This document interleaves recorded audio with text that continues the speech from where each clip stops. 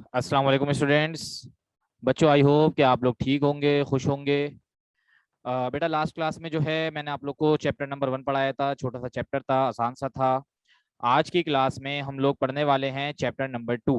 सखी, चैप्टर पढ़ना लाजमी है वेक्टर्स का। अब वेक्टर्स का चैप्टर काफी बड़ा है, तो एक साथ तो ये चैप्टर आप लोग नहीं पढ़े। मैं आपको बता देता हूँ आप लोगों ने इस चैप्टर को किस तरीके से करना है। बच्चों, आप लोगों ने इस चैप्टर को 3 हिस्सों में सॉल्व करना है। 3 हिस्सों में इसको समझना है। सबसे पहला हिस्सा करना है। बच्चों, आप लोगों ने इस चैप्टर को 3 हिस्सों में सॉल्व करना है। 3 हिस्सों में इसको समझना है। सबसे पहला हिस्सा वेक्टर्स के इंट्रोडक्शन, वेक्टर की types, resolution of vector and composition of vector. ठीक है, आप लोगों ने पहले एक ये वाला हिस्सा कवर करना है। उसके बाद इसके एमसीक्यूज की प्रैक्टिस करनी, और एमसीक्यूज में आप लोग को सॉल्व भी कराऊंगा। सेकंड पार्ट आप लोगों ने करना है एडिशन ऑफ वेक्टर्स का, एडिशन ऑफ वेक्टर्स। और थर्ड पार्ट में आप लोगों ने करना है मल्टीप्लीकेशन ऑफ वेक्टर्स।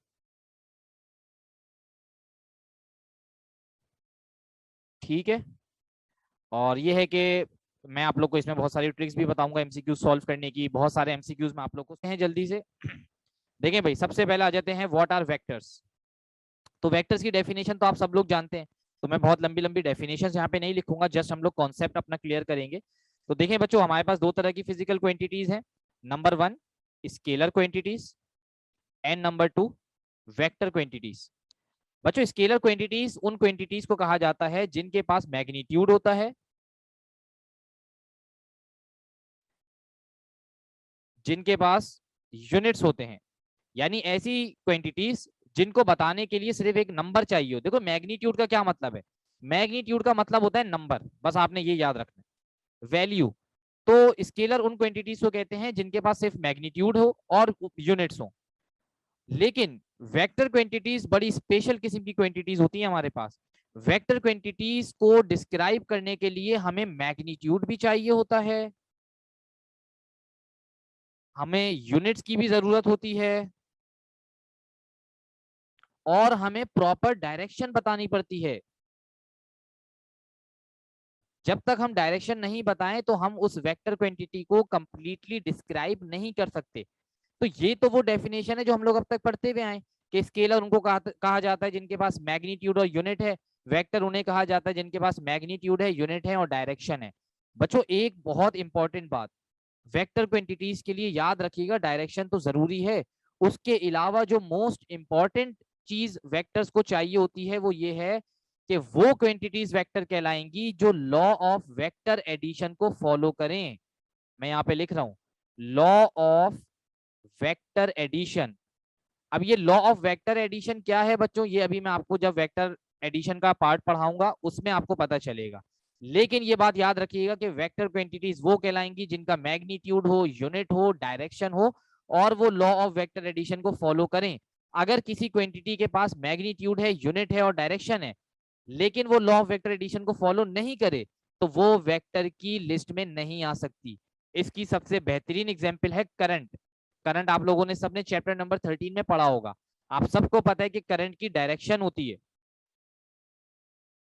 ये मैंने भी आपको पढ़ाया था। करंट की दो डायरेक्शंस होती हैं, from positive to negative which is conventional current, from negative to positive which is electronic current. तो देखिए, करंट की डायरेक्शन है, लेकिन करंट एक वेक्टर क्वांटिटी नहीं है। Current is not a vector quantity. क्यों? क्योंकि करंट वेक्टर एडिशन के लॉ को फॉलो नहीं करता। तो देखें, इसके बाद ये तीनों चीजें हैं, मैग्नीट्यूड, डायरेक्शन, यूनिट, लेकिन फिर भी वेक्टर नहीं है। तो ये सबसे ज्यादा इंपॉर्टेंट चीज है कि वेक्टर के एडिशन के लॉ को फॉलो करे तो ही वो वेक्टर क्वांटिटीज में आएगा। ठीक है बच्चों, आई होप कि ये डेफिनेशन आपको समझ में आ गई कि स्केलर किसे कहते हैं, वेक्टर्स किसे कहते हैं। अब आ जाए जल्दी से, हम कुछ स्केलर और वेक्टर क्वांटिटीज के नाम लिख लेते हैं। ठीक है जनाब, सम स्केलर क्वांटिटीज।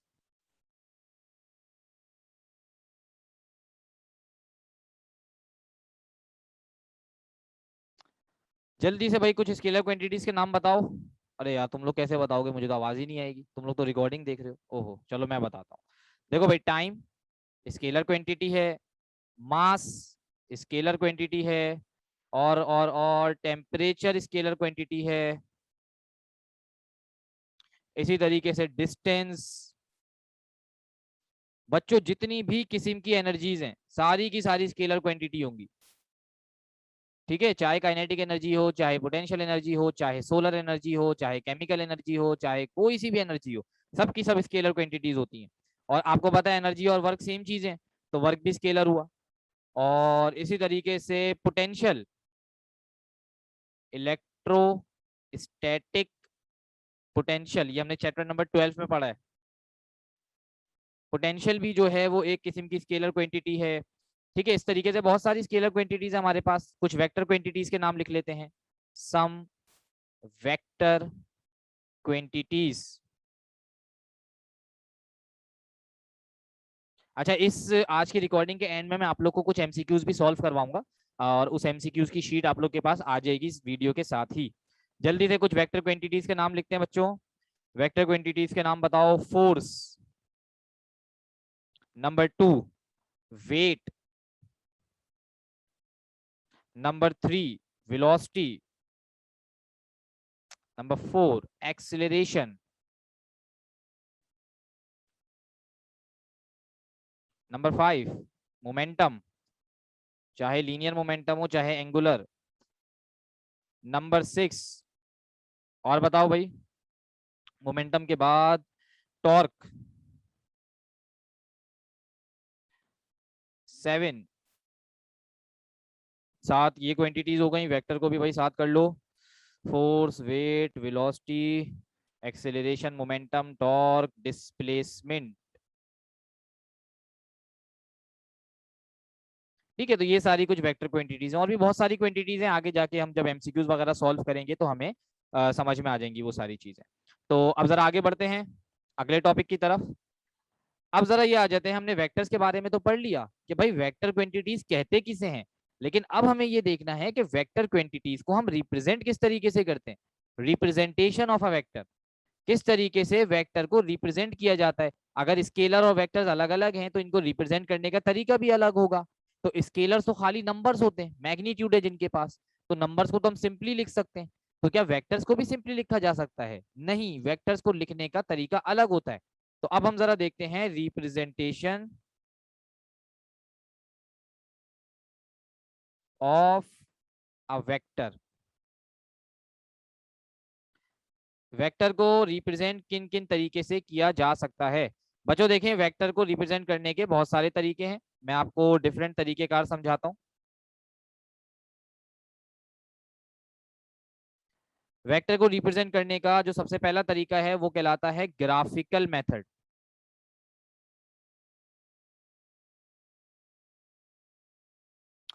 दूसरा तरीका, हम वेक्टर्स को नाम किस तरह से दे सकते हैं, नेमिंग ऑफ अ वेक्टर। तीसरा तरीका, एनालिटिकल मेथड या कंपोनेंट मेथड।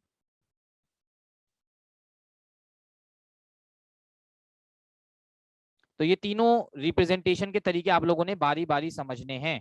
तो सबसे पहले हम डिस्कस करेंगे ग्राफिकल मेथड। किसी भी वेक्टर को ग्राफिकली हम किस तरीके से रिप्रेजेंट कर सकते हैं। ओहो, ग्राफिकली लिख दिया। ग्राफिकल मेथड, बच्चों ग्राफिकल मेथड का मतलब ये होता है कि एक वेक्टर को आप किस तरीके से ड्रॉ कर सकते हैं। तो वेक्टर को ड्रॉ करने का क्या तरीकेकार है, जरा वो आप लोग देख लीजिए अभी। देखिए, वेक्टर को ग्राफिकली रिप्रेजेंट करने का तरीका ये होता है कि हम यूज करते हैं एक एरो हेड। ये देखें, इस तरीके से हम यूज करते हैं एक स्ट्रेट लाइन जिसके साथ एक एरो बना हुआ होता है। आपको आगे एक एरो हेड नजर आ रहा होगा। तो ये तरीकेकार होता है एक वेक्टर को रिप्रेजेंट करने का, straight line with arrow head.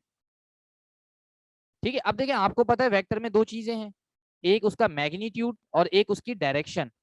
तो ये जो वेक्टर की स्ट्रेट लाइन है, यानी कि यहां से लेकर, देखें ये जहां से ये वेक्टर स्टार्ट हो रहा है ना, यहां से यहां तक की ये जो स्ट्रेट लाइन है इसकी, ये स्ट्रेट लाइन वेक्टर के मैग्नीट्यूड को रिप्रेजेंट करेगी। किस तरीके से करेगी वो भी अभी मैं आपको बताता हूं, पहले आप सिर्फ समझ लें। और ये जो वेक्टर का एरो हेड है, ये जो एरो बना हुआ है, ये वेक्टर की डायरेक्शन को शो करेगा। वेक्टर की स्ट्रेट लाइन मैग्नीट्यूड को रिप्रेजेंट करेगी और वेक्टर का जो एरो हेड है वो डायरेक्शन को शो करेगा। अब ये स्ट्रेट लाइन किस तरीके से इसके मैग्नीट्यूड को रिप्रेजेंट करेगी? देखें, ये जो स्ट्रेट लाइन है इसकी कोई ना कोई लेंथ होगी ना, मीटर में या सेंटीमीटर में, तो ये बताएगी आपको वेक्टर का मैग्नीट्यूड किसी स्केल के हिसाब से। फॉर एग्जाम्पल मैं जरा पहले यहां पे लिख दूं, स्ट्रेट लाइन ये रिप्रेजेंट करेगी मैग्नीट्यूड को अकॉर्डिंग टू सम स्केल, किसी स्केल के हिसाब से, और एरो हेड ये रिप्रेजेंट करेगा डायरेक्शन को। अब देखें, मैं पहले आपको जरा ये स्केल वाली बात बता दूं। देखें भाई, फॉर एग्जांपल मेरे पास एक वेक्टर है, डिस्प्लेसमेंट वेक्टर, और उसकी वैल्यू है 2 kilometre. Displacement vector of 2 kilometre in the direction of north. आपको पता है 4 डायरेक्शंस होती है हमारे पास, नॉर्थ, साउथ, ईस्ट, वेस्ट। तो एक डिस्प्लेसमेंट वेक्टर है, उसकी वैल्यू है 2 किलोमीटर और वो नॉर्थ की डायरेक्शन में एक्ट कर रहा है। तो अब अगर हम इसको ग्राफिकली रिप्रेजेंट करना चाहें तो 2 किलोमीटर में ड्रॉ कैसे करूं? 2 किलोमीटर तो बहुत ज्यादा डिस्टेंस होता है भाई। मेरे घर से मैक कॉलेजिएट सखी हसन तक का रास्ता 1 किलोमीटर है, और शायद नाजमाबाद मेरे ख्याल से 3 किलोमीटर होगा। तो 2 किलोमीटर तो इतना लंबा डिस्टेंस, तो फिर हम स्केल यूज करेंगे। हम स्केल कैसे यूज करेंगे? हम स्केल इस तरीके से यूज करेंगे कि हम सपोज कर लेंगे हमारे लिए 1 किलोमीटर बराबर है, हमारे लिए 1 किलोमीटर बराबर है 1 मीटर के। हमने एक स्केल सिलेक्ट कर लिया कि भाई हम 1 किलोमीटर को 1 मीटर ड्रॉ कर रहे हैं। तो अब देखें 2 किलोमीटर का जो वेक्टर था वो कितना हो जाएगा? 2 मीटर। 3 किलोमीटर का होता तो 3 मीटर। आप इसे सेंटीमीटर में कन्वर्ट कर लें, तो अब आप बहुत इजीली 1 मीटर तो अपने स्केल से ड्रॉ कर सकते हैं। और डायरेक्शन कौन सी है? नॉर्थ। तो देखिए हमारे पास 4 डायरेक्शन होती है, नॉर्थ, साउथ, ईस्ट और वेस्ट। ठीक है। एन फॉर नोज, ये मैंने पहले भी बताया था, नोज आपकी ऊपर की तरफ होती है, तो आप नॉर्थ ऊपर बनाएंगे। एस फॉर शूज, जूते आप नीचे पहनते हैं पैरों में, एस शूज साउथ डाउनवर्ड चला जाएगा। अच्छा भाई देंगे डब्ल्यू, डब्ल्यू फॉर वेस्ट और W for watch. Left hand में हम लोग वॉच पहनते हैं बॉयज के लिए, तो लेफ्ट हैंड पे हमारे पास वेस्ट आ जाएगा। तो ये इस तरीके से आप चाहें तो ये डायरेक्शंस याद कर सकते हैं, north, south, east and west. अब देखिए हमारा 1 किलोमीटर का डिस्प्लेसमेंट वेक्टर था, तो हमने ये स्केल सेलेक्ट कर लिया कि भाई 1 किलोमीटर 1 मीटर के बराबर है। तो हमारा डिस्प्लेसमेंट वेक्टर 2 किलोमीटर की जगह 2 मीटर का ड्रॉ होगा। और नॉर्थ की डायरेक्शन, क्योंकि नॉर्थ की डायरेक्शन ऊपर है, तो हम इस तरीके से अपने स्केल की मदद से 2 मीटर का वेक्टर नॉर्थ की डायरेक्शन में बनाएंगे। तो अब देखें ये जो वेक्टर है, तो इसकी जो 2 मीटर की स्ट्रेट लाइन बनेगी ना, ये हमारे मैग्नीट्यूड को रिप्रेजेंट कर देगी। और ये जो इसका एरो हेड नॉर्थ की डायरेक्शन में है, ये इसकी डायरेक्शन को रिप्रेजेंट कर देगा। तो ये तरीका होता है ग्राफिकल मेथड, कि हम एक स्ट्रेट लाइन और एरो हेड की मदद से वेक्टर को ड्रॉ करते हैं। तो आई होप कि ये ग्राफिकल मेथड आपको समझ में आ गया होगा कि वेक्टर को ड्रॉ किस तरीके से किया जाता है। सेकंड पे आ जाते हैं, which is naming of a vector. Vector को नाम किस तरीके से दिया जाता है? तो आ जाइए जरा सेकंड वाला डिस्कस कर लेते हैं, naming of a vector. Vector को हम किस तरीके से नाम दे सकते हैं? देखिए वेक्टर को नाम देना बहुत सिंपल है। आप लोग वैसे तो वेक्टर्स पढ़ते हुए आए हैं, मैं आपको कुछ और तरीके भी बता देता हूँ। एक तरीका तो आप सब जानते हैं। देखिए भाई, फॉर एग्जाम्पल मेरे पास एक वेक्टर है, वेक्टर ए, ठीक है, और मैं इसको रिप्रेजेंट करना चाह रहा हूँ। तो डिफरेंट तरीके कार हैं। पहली चीज तो ये कि अगर आप कोई भी काम कंप्यूटेशनल वर्क कर रहे हैं, यानी कि मैं टाइपिंग का काम कर रहा हूँ, वेक्टर से रिलेटेड नोट्स बना रहा हूँ, ठीक है, मैं यहाँ पे लिख रहा हूँ कंप्यूटेशनल वर्क।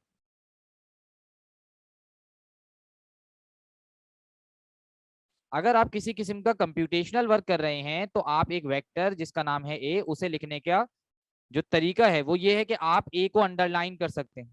ये आपने पहले शायद कभी ना सुना हो, तो बिल्कुल अंडरलाइन करके भी वेक्टर को रिप्रेजेंट किया जा सकता है। बिल्कुल इसी तरीके से आप एक वेक्टर को अपर लाइन से भी रिप्रेजेंट कर सकते हैं। आप वेक्टर के अपर लाइन मार्क कर दें तो ये भी वेक्टर को रिप्रेजेंट करेगी। ठीक है, अंडरलाइन से भी बनाया जा सकता है वेक्टर, अपर लाइन से भी बनाया जा सकता है। और अगर आप एक लेटर को बोल्ड करते हैं, ठीक है ना, जैसे हम नॉर्मल लेटर लिखते हैं, नॉर्मल लेटर लिखने के बाद हमारे पास वर्ड में, माइक्रोसॉफ्ट वर्ड में एक ऑप्शन होता है बोल्ड करने का, थोड़ा सा डार्क हो जाता है बोल्ड लेटर, तो ये भी वेक्टर को रिप्रेजेंट करेगा। खैर मैंने बोल्ड की वजह से बी लिख दिया, हमारा वेक्टर ए है। तो आप वेक्टर को बोल्ड करके भी रिप्रेजेंट कर सकते हैं इस तरीके से, कंप्यूटेशनल वर्क अगर आप कर रहे हैं। और हैंड राइटिंग काम अगर आप कर रहे हैं, जैसे कि अभी मैं हैंड राइटिंग वर्क कर रहा हूँ, तो हैंड राइटिंग में कन्वीनियंट ये होता है, हैंड राइटिंग में हमारे लिए कन्वीनियंट होता है कि हम एक लेटर लिखें सिंपल और उसके ऊपर एक एरो हेड बना दें। तो ये तो हम पहले भी बहुत दफा यूज करते हुए आए, तो ये भी वेक्टर को रिप्रेजेंट करता है। इसमें ये जो हमारे पास सिंपल लेटर है ए, ये इसके मैग्नीट्यूड को बताएगा और इसके ऊपर जो एरो हेड बना हुआ है ये इसकी डायरेक्शन को रिप्रेजेंट करेगा। तो ये कंबाइन होकर बताएगा कि ये एक वेक्टर को लिखा गया। तो ये डिफरेंट तरीकेकार हैं वेक्टर्स को नाम देने के। आई होप ये आप लोग समझ गए होंगे। अब आ जाते हैं तीसरे मेथड पे जो कि इंपॉर्टेंट है, कंपोनेंट मेथड, या जिसे हम एनालिटिकल मेथड भी कहते हैं। Number 3, component method.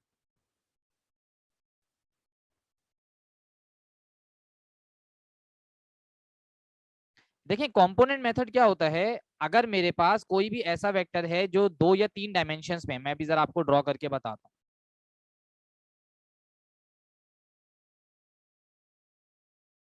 Component method में होता ये है कि फॉर एग्जांपल मेरे पास 3 एक्सेस हैं,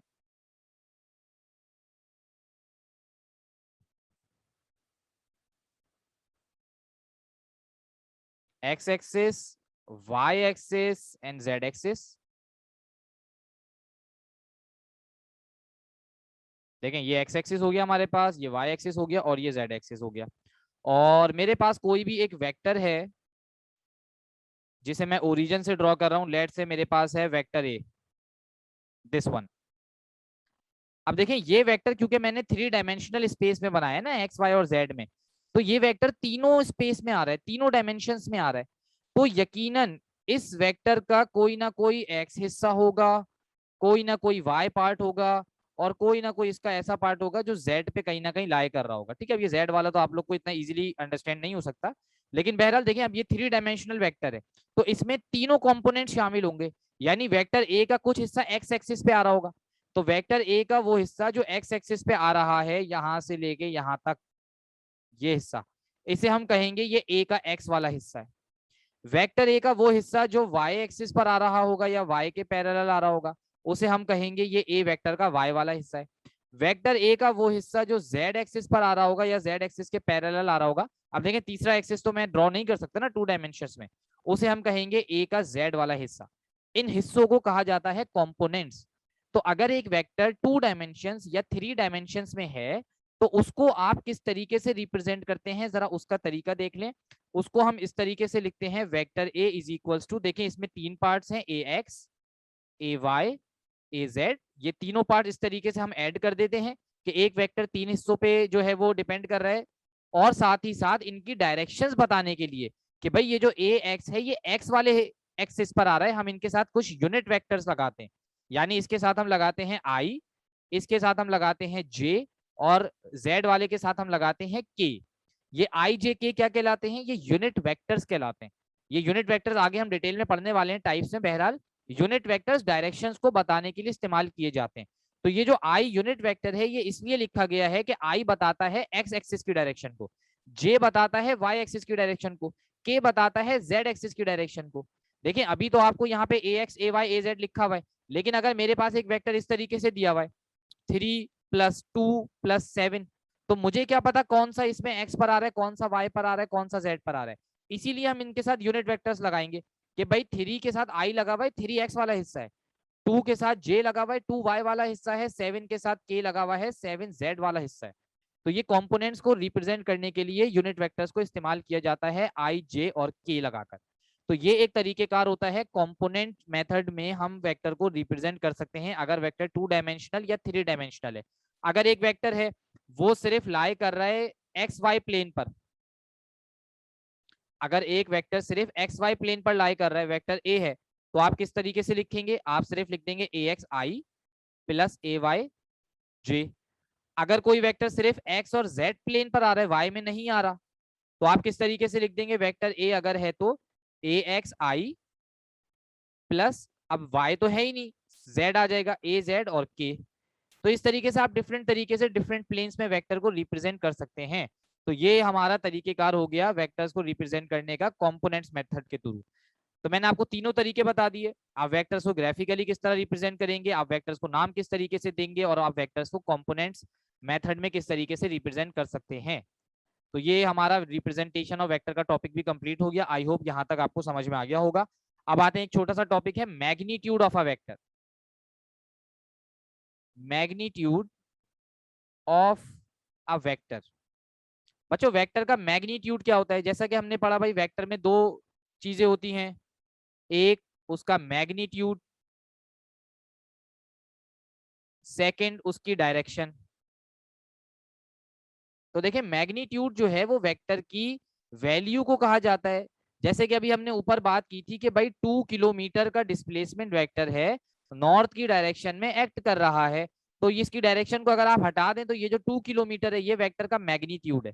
यानी कि अगर हम वेक्टर को ग्राफिकली ड्रॉ कर रहे हैं तो वेक्टर की जो स्ट्रेट लाइन की लेंथ है ये मैग्नीट्यूड कहलाती है। ये अभी हमने ऊपर डिस्कस किया था, ठीक है। तो मैं यहाँ पे लिख रहा हूं न्यूमेरिकल वैल्यू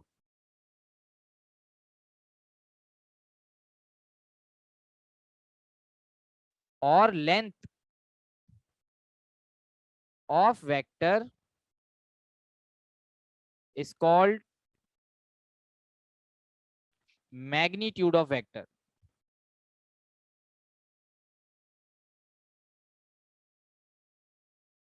ठीक है बच्चों, अब देखें वेक्टर्स के मैग्नीट्यूड को किस तरीके से हम रिप्रेजेंट करते हैं, जरा ये भी आप लोग समझ लें, बच्चे इसमें कंफ्यूज हो जाते हैं। रिप्रेजेंटेशन, वेक्टर्स के मैग्नीट्यूड को कैसे रिप्रेजेंट करेंगे। अभी हमने देखा वेक्टर को कैसे रिप्रेजेंट करना है, मैग्नीट्यूड को रिप्रेजेंट करने का तरीका है, अगर आपके पास एक वेक्टर है ए और आप इसका मैग्नीट्यूड लिखना चाह रहे हैं, सबसे सिंपल तरीका होता है मैग्नीट्यूड को लिखने का कि आप ऊपर से एरो हटाकर सिर्फ अल्फाबेट लिखते हैं। यानी कि अगर ए वेक्टर के लिए सिर्फ ए लिखा हुआ है, इसका मतलब ये ए मैग्नीट्यूड को बता रहा है। दूसरा तरीका ये होता है कि आप इसके साथ दो बार्स बना दें, ये बार मॉड्यूलस कहलाते हैं, तो ये भी वेक्टर्स के मैग्नीट्यूड को लिखने का तरीका है। तीसरा तरीका ये है कि आप पूरा वेक्टर एरो के साथ इन बार्स में लिख दें। तो ये तीनों तरीके से आप वेक्टर के मैग्नीट्यूड को रिप्रेजेंट कर सकते हैं। जिस तरीके से भी लिखा हुआ है आप समझ जाइएगा वेक्टर के मैग्नीट्यूड की बात हो रही है। और मैथमेटिकली अगर आपको वेक्टर का मैग्नीट्यूड मालूम करना है, आप किस तरीके से करेंगे, अगर आपको एक वेक्टर दिया हुआ है और आपको उसका मैग्नीट्यूड मालूम करना है तो आप किस तरीके से करेंगे वो भी देख लें। बच्चों मैथमेटिकली वेक्टर का मैग्नीट्यूड मालूम करने का ये तरीकेकार होता है, ए वेक्टर का अगर मैं मैग्नीट्यूड मालूम करना चाह रहा हूं तो हम स्क्वायर रूट में ए के एक्स वाले का स्क्वायर करते हैं, ए के वाई वाले का स्क्वायर करते हैं, ए के जेड वाले का स्क्वायर करते हैं और तीनों को ऐड कर देते हैं। ये तरीकेकार होता है वेक्टर का मैग्नीट्यूड मालूम करने का। फॉर एग्जाम्पल आपके पास एक वेक्टर ए है 3i प्लस 4j माइनस के, आपको इसका मैग्नीट्यूड मालूम करना है। तो देखें इसका मैग्नीट्यूड आप किस तरीके से निकालेंगे, आपने सिंपल ए लिख दिया, एरो हेड हटा के, ये मैग्नीट्यूड को रिप्रेजेंट कर रहा है, आपने स्क्वायर रूट बनाया। अब देखें ए एक्स का स्क्वायर ना, आपको पता है आई वाले के जो साथ होगा वही ए एक्स होगा, तो आप आई वाले का स्क्वायर कर देंगे प्लस आप जे वाले का स्क्वायर कर देंगे प्लस आप के वाले का स्क्वायर कर देंगे। अब के साथ तो कोई भी नंबर नहीं है, तो बच्चों जहां कोई नंबर ना हो वहां 1 होता है। और देखें माइनस का साइन है तो आप माइनस साइन भी रखेंगे, हालांकि माइनस साइन हट जाता है। तो देखें जब आप इनका स्क्वायर मालूम कर लेंगे, 3 का स्क्वायर 9, 4 का स्क्वायर 16, पावर जब इवन नंबर हो, 2 एक इवन नंबर है तो माइनस साइन हट जाता है, तो -1 का स्क्वायर +1 ही रहता है। तो देखिए आपके पास जो वैल्यू आएगी वो आ जाएगी 9 + 1 10 और 10 + 16 26। तो ये आपके पास इसकी वैल्यू आ गई मैग्नीट्यूड की। अब अगर आप इसकी वैल्यू प्रॉपर रूट से बाहर आ रही हो तो आप निकाल दिएगा, जैसे अगर 36 आती तो हम 6 लिख देते, 49 आती है हम 7 लिख देते, और पॉइंट में वैल्यूज आती है तो फिर हम उसको स्क्वायर रूट में ही रहने देते हैं। तो ये हो गया वेक्टर का मैग्नीट्यूड। एक बात आपने याद रखनी है, magnitude of a vector is always treated as non-negative value।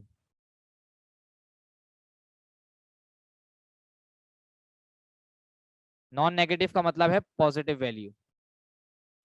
Vector का मैग्नीट्यूड कभी भी नेगेटिव में नहीं जा सकता, क्योंकि आपने देखा स्क्वायर लगा हुआ है, तो कोई माइनस वाली वैल्यू होगी भी तो उसको प्लस कर देगा। तो हमेशा वेक्टर का जो मैग्नीट्यूड है वो नॉन नेगेटिव वैल्यू आपको देगा, यानी कि आपको पॉजिटिव वैल्यू ही हमेशा मिलेगी वेक्टर के मैग्नीट्यूड की। तो बच्चों आई होप यहाँ तक की बातें आपको अच्छे से समझ में आ गई होंगी, बहुत डिटेल में, और जल्दी जल्दी मैं आपको सारे टॉपिक्स क्लियर कर रहा हूँ। तो मैग्नीट्यूड ऑफ अ वेक्टर तक का काम हो गया, आपने समझ लिया सारी वेक्टर की बेसिक चीजें पढ़ ली। अब वेक्टर कोई भी आपके सामने आएगा तो आप घबराएंगे नहीं उसको कि कौन सा जिन आ गया कौन सा भूत आ गया, आप समझ जाएंगे अभी ये तो वेक्टर का मैग्नीट्यूड लिखा हुआ है, एरो नहीं है। अच्छा, वेक्टर के ऊपर सिर्फ इन्होंने जो है वो अंडरलाइन लगाई हुई है, तो ये भी वेक्टर को रिप्रेजेंट करने का तरीका है। तो अब आपने परेशान होने की जरूरत नहीं, ठीक है ना। हमारे प्राइम मिनिस्टर कहते हैं ना आपने घबराना नहीं, तो आपने घबराना नहीं है, सुकून से सारे काम हो जाएंगे। तो भाई यहाँ तक का काम हो गया, अब जरा आगे बढ़ते हैं। देखिए नेक्स्ट टॉपिक है हमारा टाइप्स ऑफ वेक्टर्स। अब हमें वेक्टर्स की कुछ टाइप्स को डिस्कस करना है।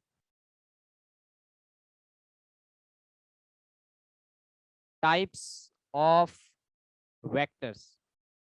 बच्चों वेक्टर्स की टाइप्स को हम स्पेशल वेक्टर्स भी कहते हैं। स्पेशल वेक्टर्स, ये जरा वीआईपी किस्म के वेक्टर्स होते हैं, इन्हें स्पेशली ट्रीट किया जाता है, ठीक है। टाइप्स ऑफ वेक्टर्स, या जिन्हें आप स्पेशल वेक्टर्स भी कह सकते हैं। बच्चों वेक्टर्स की कुछ टाइप्स होती हैं, बारी बारी में आपको इनके नाम बता देता हूं। सबसे पहले होता है हमारे पास फ्री वेक्टर। चलें फ्री से स्टार्ट करते हैं, फ्री वेक्टर। इसके बाद हमारे पास आ जाएगा नल वेक्टर। नल वेक्टर के बाद इक्वल वेक्टर। इक्वल वेक्टर के बाद नेगेटिव वेक्टर। नेगेटिव वेक्टर के बाद है हमारे पास यूनिट वेक्टर। यूनिट वेक्टर का हमने ऊपर भी जो है डिस्कस किया था। और यूनिट वेक्टर के बाद हमारे पास होगा रिजल्टेंट वेक्टर। तो ये बारी बारी जरा हमें इन वेक्टर्स को डिस्कस करना है, ठीक है। तो जरा फ्री वेक्टर से स्टार्ट करते हैं। ऐसा वेक्टर जो फ्री हो, आपको हर जगह मिल जाए, उसे हम फ्री वेक्टर कहते हैं। मजाक कर रहा हूँ, लिख मत लेना, फ्री की वजह से मैंने बोल दिया फ्री वेक्टर। बच्चों फ्री वेक्टर ऐसे वेक्टर को कहा जाता है जिसे आप एक जगह से उठा के दूसरी जगह पे ड्रॉ कर सकें, इस तरीके से कि ना उसका मैग्नीट्यूड चेंज हो ना उसकी डायरेक्शन चेंज हो। A vector which can be displaced or shifted parallel to itself।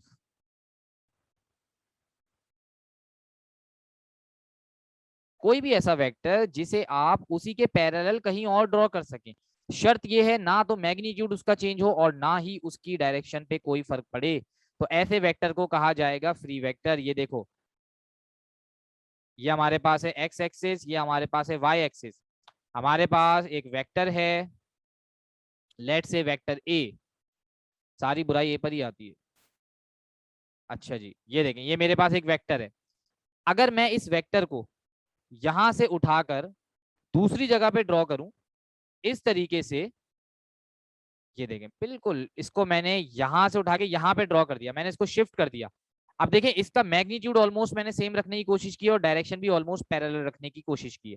तो अगर आप एक वेक्टर को, जैसे कि ये ए वेक्टर है, दूसरी जगह पे डिस्प्लेस कर दें उसी के पैरेलल, डायरेक्शन चेंज ना हो, मैग्नीट्यूड चेंज ना हो, तो ऐसा वेक्टर कहलाएगा फ्री वेक्टर। अगर आपको लग रहा हो कि इसकी डायरेक्शन थोड़ी सी आगे पीछे हो गई तो भाई बिल्कुल एक्यूरेट तो अभी मैं ड्रॉ नहीं कर सकता ना, तो बहरहाल आप सपोज कर लें कि ये बिल्कुल पैरेलल है, तो ऐसा वेक्टर कहलाएगा हमारे पास फ्री वेक्टर।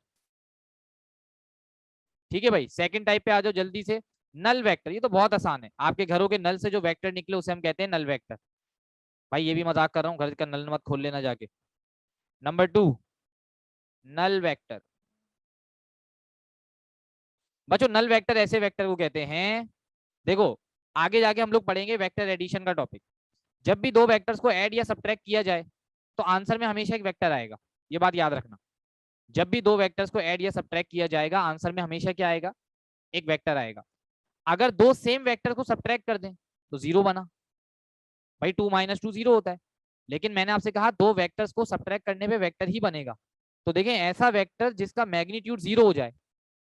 मेरे पास एक वेक्टर था, ये देखें एक वेक्टर है मेरे पास, इसकी वैल्यू है लेट से 2 मीटर, और एक वेक्टर है मेरे पास इसकी वैल्यू है -2 मीटर।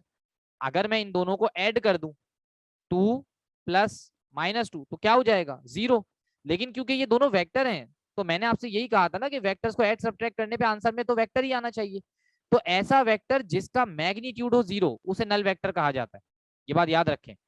अब क्योंकि ये वेक्टर है, इसकी कोई ना कोई डायरेक्शन भी तो होनी चाहिए, तो हम ये कहते हैं कि नल वेक्टर की कोई भी आर्बिट्री डायरेक्शन होती है। मैं जरा पहले डेफिनेशन लिख दूं, a vector with zero magnitude and arbitrary direction. बच्चों आर्बिट्री डायरेक्शन का मतलब होता है कोई भी डायरेक्शन हो सकती है, रैंडम डायरेक्शन। हम इसकी डायरेक्शन को फिक्स नहीं कर सकते, हम ये नहीं बता सकते इसकी डायरेक्शन कहाँ होगी। तो ऐसा वेक्टर जिसके आंसर में तो जीरो आ जाए लेकिन फिर भी वो वेक्टर हो और कोई भी उसकी कोई ना कोई डायरेक्शन हो, तो ऐसे वेक्टर को हम कहते हैं नल वेक्टर। जब भी कोई वेक्टर अपने नेगेटिव के साथ ऐड किया जाएगा आंसर में नल वेक्टर आएगा। ये देखे ना, ये वेक्टर था और ये इसका नेगेटिव था, इनको ऐड करा नल वेक्टर बन गया। तो जब भी किसी वेक्टर को उसके नेगेटिव वेक्टर में ऐड करेंगे आंसर में नल वेक्टर मिलेगा। आ जाए भाई तीसरी टाइप पढ़ लेते हैं, नंबर 3 पर है इक्वल वेक्टर। ये तो बहुत आसान है, नंबर 3 इक्वल वेक्टर। बच्चों कोई भी दो वेक्टर्स जिनका मैग्नीट्यूड और डायरेक्शन सेम हो उन्हें इक्वल वेक्टर्स कहा जाएगा। Two vectors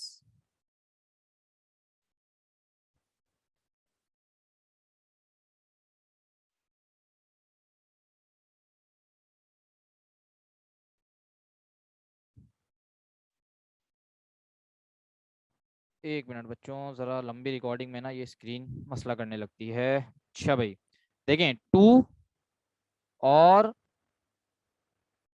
more than two vectors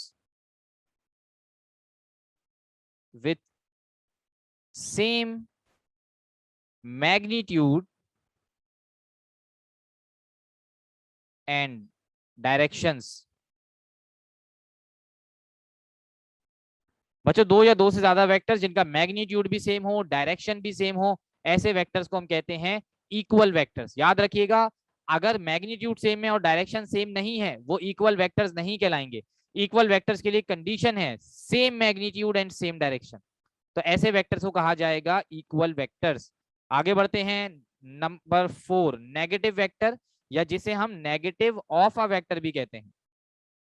number 4 पे आ जाइए, नेगेटिव वेक्टर। बच्चों नेगेटिव वेक्टर उस वेक्टर को कहते हैं, आपके पास कोई भी एक वेक्टर है, वेक्टर ए, लेट से ये रहा आपके पास एक वेक्टर ए। अब दूसरा वेक्टर जिसका मैग्नीट्यूड तो ए के बराबर हो लेकिन उसकी डायरेक्शन टोटली ऑपोजिट हो। देखिए बच्चे समझते हैं डायरेक्शन चेंज हो, चेंज नहीं, ऑपोजिट हो, ऐसे वेक्टर को कहा जाएगा नेगेटिव वेक्टर। जैसे कि अगर इसकी डायरेक्शन ईस्ट में है तो ईस्ट का ऑपोजिट वेस्ट, अगर एक वेक्टर की डायरेक्शन नॉर्थ है तो नॉर्थ का ऑपोजिट साउथ। तो ऐसा वेक्टर मैग्नीट्यूड सेम हो लेकिन डायरेक्शन ऑपोजिट हो हम उसे कहेंगे negative vector. A vector with same magnitude and opposite direction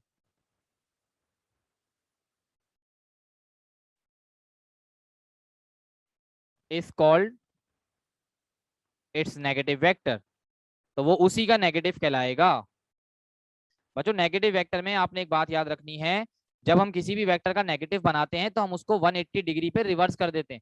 ये देखें ना, ये वेक्टर ये था हमारे पास, तो हमने इसको 180 डिग्री पे रिवर्स करा, ये इसका नेगेटिव बना, तो यहां से यहां तक कितना एंगल बनेगा 180 डिग्री। तो इसका मतलब है किसी भी वेक्टर को उसका नेगेटिव बनाने के लिए 180 डिग्री पे रिवर्स किया जाता है। ये मैं यहाँ पे लिख देता हूँ 180 डिग्री रिवर्स, तो ये बात आप याद रखिएगा। ठीक है, तो ये हो गया हमारा नेगेटिव वेक्टर। अच्छा भाई, नेगेटिव वेक्टर के बाद अब हम जरा देखते हैं हमारा अगला वाला कौन सा है, नंबर 5 पर है यूनिट वेक्टर। देखिए यूनिट वेक्टर तो मैं आपको ऊपर बता चुका हूं, ऐसा वेक्टर जो डायरेक्शन को बताने के लिए इस्तेमाल किया जाए। मैं आपको थोड़ा सा डिटेल में बता देता हूं। आई थिंक नंबर 5 पर ही है ना, यूनिट वेक्टर। बच्चों याद रखिएगा, यूनिट वेक्टर डायरेक्शंस को बताने के लिए इस्तेमाल होते हैं, और यूनिट वेक्टर का मैग्नीट्यूड हमेशा 1 होता है। ऐसा वेक्टर जिसका मैग्नीट्यूड हो 1, ऐसा वेक्टर जिसका मैग्नीट्यूड हो 1 और वो डायरेक्शन को बताने के लिए इस्तेमाल किए जाएं, ठीक है, उसे हम कहते हैं यूनिट वेक्टर। जैसे कि आई जे के, और इसके अलावा आप कोई भी यूनिट वेक्टर बनाने के लिए कोई भी अल्फाबेट यूज कर सकते हैं। A vector whose magnitude is 1 and which are used to describe direction of a vector are called unit vectors.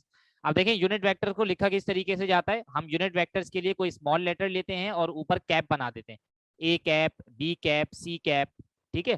तो इन्हें यूनिट वेक्टर्स कहा जाता है। यूनिट वेक्टर को मैथमेटिकली मालूम करने का एक तरीका होता है हमारे पास। अगर आप मैथमेटिकली यूनिट वेक्टर मालूम करना चाह रहे हैं तो बच्चों उसका तरीका ये है। फॉर एग्जाम्पल एक वेक्टर है ए जिसका यूनिट वेक्टर मैंने लिख लिया स्मॉल है। आप किसी भी वेक्टर का मैग्नीट्यूड मालूम कर लें और उस वेक्टर को उसके मैग्नीट्यूड से डिवाइड कर दें तो आपके पास आ जाएगा यूनिट वेक्टर। दोबारा सुन लीजिए, आप किसी भी वेक्टर का मैग्नीट्यूड मालूम करें और उस वेक्टर को उसके मैग्नीट्यूड से डिवाइड कर दें, आपके पास यूनिट वेक्टर आ जाएगा। मैं आपको एग्जांपल दिखा देता हूं। हमारे पास एक वेक्टर है ए, 2i plus 3j plus 2k, ठीक है। आपको इसका यूनिट वेक्टर बनाना है स्मॉल ए। तो सबसे पहला काम, आप ए का मैग्नीट्यूड निकाल लें। मैग्नीट्यूड आप कैसे निकालेंगे, आई वाले का स्क्वायर प्लस जे वाले का स्क्वायर प्लस के वाले का स्क्वायर। तो ये बन जाएगा आपके पास स्क्वायर रूट में 2 का स्क्वायर 4, 3 का स्क्वायर 9, 2 का स्क्वायर 4, अंडर रूट में आ जाएगा आपके पास 17। ये आपके पास मैग्नीट्यूड आ गया। अब आप यूनिट वेक्टर बनाएं। यूनिट वेक्टर का तरीका होता है original vector divided by magnitude. तो देखें ओरिजिनल वेक्टर आपके पास था 2i plus 3j plus 2k divided by आपके पास इसका मैग्नीट्यूड आया अंडर रूट 17। तो ये आपके पास बन गया इसका यूनिट वेक्टर। तो इसको लिखने का एक तरीका ये भी होता है कि आप अंडर रूट 17 को सबके साथ डिवाइड करवा दें। आप 2 के साथ अंडर रूट 17 को डिवाइड कराएं, साथ में आ जाएगा आई। आप 3 के साथ अंडर रूट 17 को डिवाइड कराएं, इसके साथ आ जाएगा जे। और आप 2 के साथ अंडर रूट 17 को डिवाइड करवा दें और इसके साथ आ जाएगा के। तो ये भी यूनिट वेक्टर को लिखने का तरीका है और ये भी यूनिट वेक्टर को लिखने का तरीका है। तो ऐसे वेक्टर को हम कहते हैं यूनिट वेक्टर, मैग्नीट्यूड 1 हो, डायरेक्शन को बताने के लिए इस्तेमाल किया जाए। लास्ट वेक्टर हमारे पास जो हमें डिस्कस करना है वो है रिजल्टेंट वेक्टर। बच्चों रिजल्टेंट वेक्टर आपको नाम से पता चल रहा है, जो किसी भी चीज के रिजल्ट को शो करे। जरा हेडिंग डाल लेते हैं,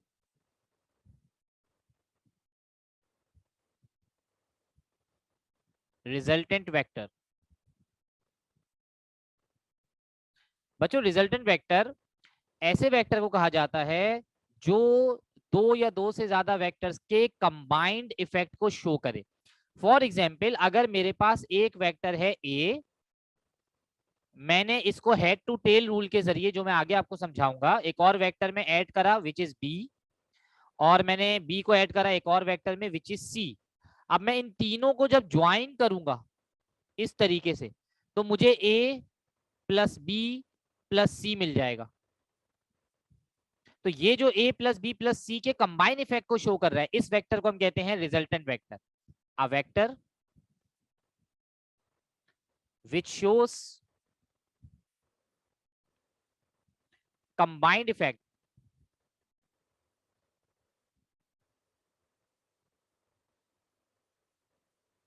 of vectors is called resultant vector. तो बच्चों आई होप यहाँ तक का टॉपिक भी आपको क्लियर हो गया होगा। आपने वेक्टर्स की बहुत सारी टाइप्स और जो है आपने जिन्हें हम स्पेशल वेक्टर्स भी कहते हैं इन्हें भी हमने डिस्कस कर लिया। तो अब जरा आगे बढ़ते हैं। जो हमारा नेक्स्ट टॉपिक है वो है रेजोल्यूशन ऑफ अ वेक्टर। ठीक है ना, हमें ये पहला वाला पार्ट कंप्लीट करना है, ये वाला। तो हमने इंट्रोडक्शन पढ़ा, वेक्टर की टाइप्स पढ़ ली। अब जल्दी से हम रेजोल्यूशन ऑफ वेक्टर को डिस्कस कर लेते हैं।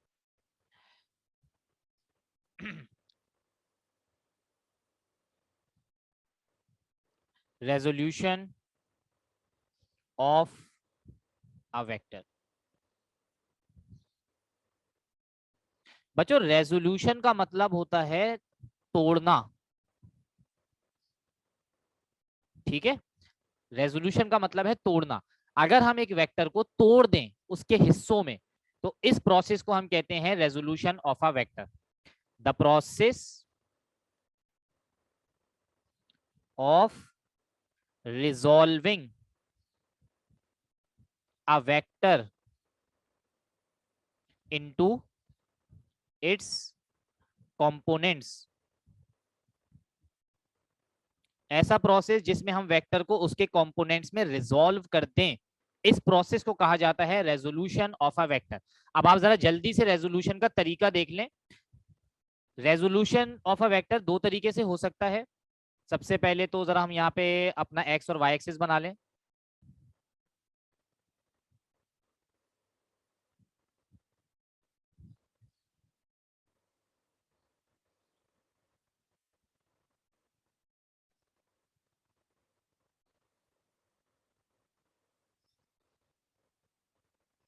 ये देखें, हमारे पास एक्स एक्सिस है और वाई एक्सिस है।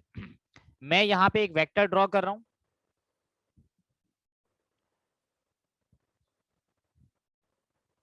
यहाँ पे हमने एक वेक्टर ड्रॉ करा विच इज वेक्टर ए। अब देखिए सबसे पहली चीज आपको ये समझना होगा रेजोल्यूशन ऑफ वेक्टर। इस वक्त ए वेक्टर एंगल बना रहा है एक्स एक्सिस के साथ थीटा। ठीक है, तो मैं यहाँ पे लिख रहा हूं when angle is at x axis. जब एंगल एक्स एक्सिस के साथ बनेगा तब देखिए हमें मैथमेटिकल रिजल्ट किस तरीके से मिलेंगे। अब देखिए ये जो वेक्टर ए है, आप वेक्टर ए के हेड से दो परपेंडिकुलर लाइंस ड्रॉ करें। आप वेक्टर ए के हेड से दो परपेंडिकुलर लाइंस ड्रॉ करें, इस तरीके से और इस तरीके से। देखिए अब ये जो परपेंडिकुलर लाइन है, आप ये वाली लाइन को देखें, ये वाली लाइन किसके पैरेलल बन रही है? वाई एक्सिस के। ठीक है ना, ये वाई एक्सिस के पैरेलल बन रही है। तो ये लाइन ए के वाई कंपोनेंट को रिप्रेजेंट करेगी। और जरा ये वाली लाइन देखें, ये किसके पैरेलल बन रही है? ये एक्स एक्सिस के पैरेलल बन रही है। तो ये लाइन रिप्रेजेंट करेगी किसको? ए के एक्स वाले हिस्से को। अब आप इस लाइन को, ये यहां से यहां तक जो आपने लाइन ड्रॉ करी है, आप इसको यहां ड्रॉ कर लें एज अ फ्री वेक्टर, यहां ड्रॉ कर लें। तो ये लाइन आप यहां ड्रॉ कर लें तो ये ए का एक्स हिस्सा कहलाएगा। तो देखिए आपके पास एक राइट एंगल ट्राइंगल बन गया कुछ इस तरीके से। मैं जरा साइड पे आपको एक बात समझाना चाह रहा हूँ। कुछ इस तरीके से आपके पास एक राइट एंगल ट्राइंगल बन गया। यहाँ पे 90 डिग्री बन रहा है, यहाँ पे एंगल बन रहा है थीटा। ये हो गया आपका वेक्टर ए, ये हो गया आपके पास ए का वाई, और ये हो गया आपके पास ए का एक्स। ठीक है, तो अब अगर आप यहाँ पे कॉस थीटा का फॉर्मूला लगाएं। देखिए आप सबको पता है कॉस थीटा का फॉर्मूला होता है बेस अपॉन हाइपोटेन्यूज। अब जरा ये ट्राइंगल देखें हमारा बच्चों, 90 डिग्री के सामने बनती है हाइपोटेन्यूज, जहां पे थीटा बनता है वहां पे बनती है बेस, और जो बच जाए वो होती है परपेंडिकुलर। तो अगर आप cos थीटा का फॉर्मूला लगाएं, cos थीटा होता है बेस अपॉन हाइपोटेन्यूज, तो ये बन जाएगा, बेस की जगह पे आ जाएगा आपके पास ए एक्स, ये देखें बेस ए एक्स है, और हाइपोटेन्यूज की जगह पे आपके पास आ जाएगा ए। आप ए को दूसरी तरफ भेज दें तो आपके पास देखें ए एक्स की क्या वैल्यू आएगी? ए कॉस थीटा। ठीक है, यानी कि जब कोई भी वेक्टर एक्स एक्सिस के साथ एंगल बनाएगा तो उसका जो एक्स वाला कंपोनेंट होगा, हॉरिजॉन्टल कंपोनेंट, वो किसके बराबर आएगा? वो बराबर आएगा ए कॉस थीटा के। बिल्कुल इसी तरीके से आप साइन थीटा का फॉर्मूला लगाएं तो आपको ए वाई की वैल्यू मिल जाएगी ए साइन थीटा। तो इस तरीके से आप एक वेक्टर को उसके कंपोनेंट्स में रिजॉल्व कर सकते हैं। ये जो वेक्टर से कंपोनेंट्स बनाए हमने, हिस्से, इन्हें रेक्टेंगुलर कंपोनेंट्स भी कहा जाता है।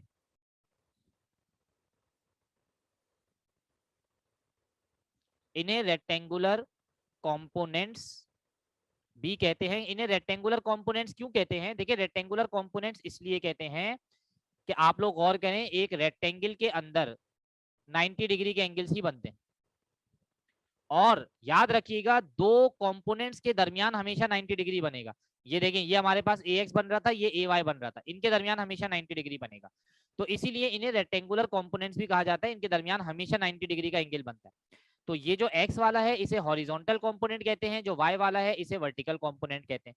अब देखें ये कंडीशन बिल्कुल ऑपोजिट हो जाएगी जब हमारा वेक्टर एंगल y एक्सिस के साथ बनाएगा। ये बात जरा आपको समझने की है।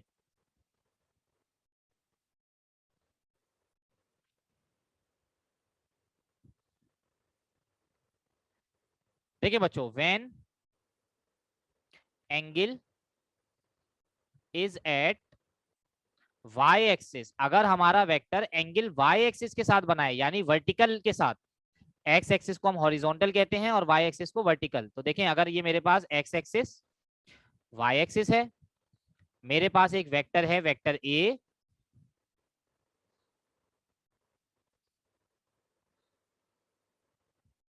ये मेरे पास वेक्टर है वेक्टर a, लेकिन अब की बार ये एंगल बना रहा है y एक्सिस के साथ, थीटा, x के साथ नहीं। तो देखिए अब आप वही दो परपेंडिकुलर लाइंस जब ड्रॉ करेंगे तो ये आपके पास ax है, ये आपके पास ay है, ठीक है। तो अब की बार आप ay को यहां ड्रॉ कर लेंगे इस तरीके से, तो आपके पास ट्राइंगल कुछ इस तरीके से बनेगा। यहां थीटा बन रहा है, यहां 90 डिग्री बन रहा है, ये ए एक्स है, ये ए वाई है और ये वेक्टर ए है। देखिए अब जब आप cos थीटा का फॉर्मूला लगाएंगे, 90 के सामने हाइपोटेन्यूस, जहां थीटा वहां बेस, अब हमारी बेस ए वाई बन गई है और जो बच जाए वो परपेंडिकुलर, क्योंकि जहां पे थीटा बनता है वहीं पे बेस बनती है। तो अब जब आप cos थीटा और sin थीटा का फॉर्मूला लगाएंगे कंडीशन ऑपोजिट हो जाएगी। अब ए एक्स की वैल्यू अगर आप फाइंड करेंगे तो वो ए cos थीटा नहीं ए sin थीटा आएगी, और अगर आप ए वाई की वैल्यू मालूम करेंगे तो वो ए sin थीटा नहीं ए cos थीटा आएगी। आप करके देख लें, sin थीटा और cos थीटा का फॉर्मूला लगाएं। तो जब एंगल एक्स एक्सिस के साथ बनेगा रेक्टेंगुलर कंपोनेंट्स की ये वैल्यूज आएंगी, जब एंगल वाई एक्सिस के साथ बनेगा रेक्टेंगुलर कंपोनेंट्स की वैल्यू ये हमारे पास आएंगी। ठीक है बच्चों, तो ये प्रोसेस कहलाता है रेजोल्यूशन ऑफ अ वेक्टर। तो ये सारी चीज आपने याद रखनी है। बिल्कुल लास्ट टॉपिक बचा है तो मैं आज वाली वीडियो स्टॉप कर दूंगा और फिर मैं एडिशन और मल्टीप्लिकेशन दूसरी वीडियोस में आपको समझाऊंगा। यहाँ तक का काम आपने समझना होगा और एमसीक्यू सॉल्व करने होंगे। तो देखें अब जो नेक्स्ट टॉपिक है हमारा वो है कॉम्पोजिशन ऑफ अ वेक्टर।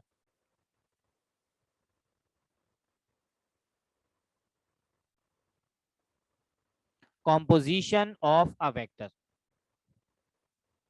देखिए बच्चों, कॉम्पोजिशन का मतलब जो है वो है कंपोज करना, बनाना। कॉम्पोजिशन का वर्ड निकला है कंपोज से। अगर हमने एक वेक्टर को उसके हिस्सों में तोड़ दिया तो ये रेजोल्यूशन है, और अगर हमने वेक्टर के हिस्सों को जोड़कर वापसी वेक्टर बना दिया तो ये प्रोसेस कहलाता है कॉम्पोजिशन ऑफ अ वेक्टर। ठीक है, अगर हम वेक्टर के कंपोनेंट्स को मिलाकर दोबारा से वेक्टर बना दें तो इस प्रोसेस को हम कहते हैं कॉम्पोजिशन ऑफ अ वेक्टर। तो जरा ये सुन लीजिए आप, इसकी डेफिनेशन क्या हो जाएगी? A process by which a vector can be recomposed from its components is called resolution, sorry, is called composition of vector.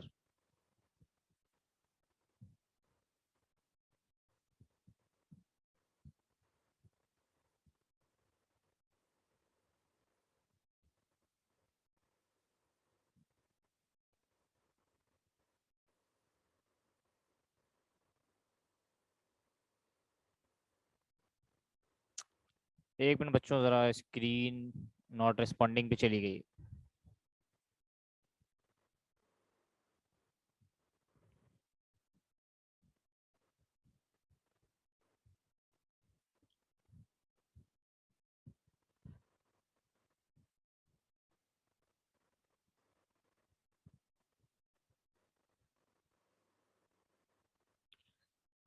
अच्छा बच्चों, ये थोड़ा सा मसला हो गया था जरा।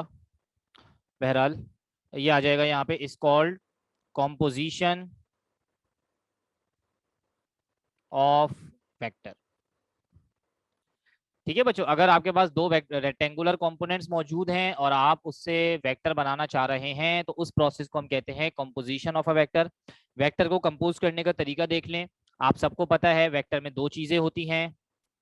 नंबर वन, वेक्टर का magnitude, and number two, vector की डायरेक्शन। तो देखें, अगर आप वेक्टर को कंपोज करना चाह रहे हैं तो आपको दोनों चीजें चाहिए होंगी, वेक्टर का मैग्नीट्यूड भी और डायरेक्शन भी। तो देखें, वेक्टर का मैग्नीट्यूड किस तरीके से आएगा। वेक्टर का मैग्नीट्यूड इस तरीके से आएगा कि अगर आपके पास दो कंपोनेंट्स मौजूद हैं तो आप ओरिजिनल वेक्टर इस तरीके से बनाएंगे, जो जिस फॉर्मूले से हम मैग्नीट्यूड निकालते हैं, A x square plus A Y square. ठीक है, आपके पास दो रेक्टेंगुलर कंपोनेंट्स हैं ए एक्स और ए वाई, और आप ओरिजिनल वेक्टर ए बनाना चाह रहे हैं, तो मैग्नीट्यूड इस फॉर्मूले से निकलेगा और डायरेक्शन किस तरीके से निकलेगी आप ये देख लें। देखिए, सबसे पहली चीज तो ये कि वेक्टर की डायरेक्शन को बता कौन रहा है। याद रखिएगा, वेक्टर की डायरेक्शन को एंगल थीटा बताता है। ये देखें, ये वेक्टर ए था हमारे पास, ये वेक्टर ए की डायरेक्शन हमें एंगल से पता चल रही है, क्योंकि फॉर एग्जांपल अगर मैं इसका एंगल चेंज करता हूं, देखें वेक्टर ए यहाँ जा रहा है, अब इसकी डायरेक्शन चेंज हो गई क्योंकि एंगल चेंज हुआ। तो वेक्टर की जो डायरेक्शन है वो हमें एंगल से पता चल रही है। तो मैग्नीट्यूड इस फॉर्मूले से आता है और डायरेक्शन यानी कि थीटा वो इस फॉर्मूले से आती है, टेन इनवर्स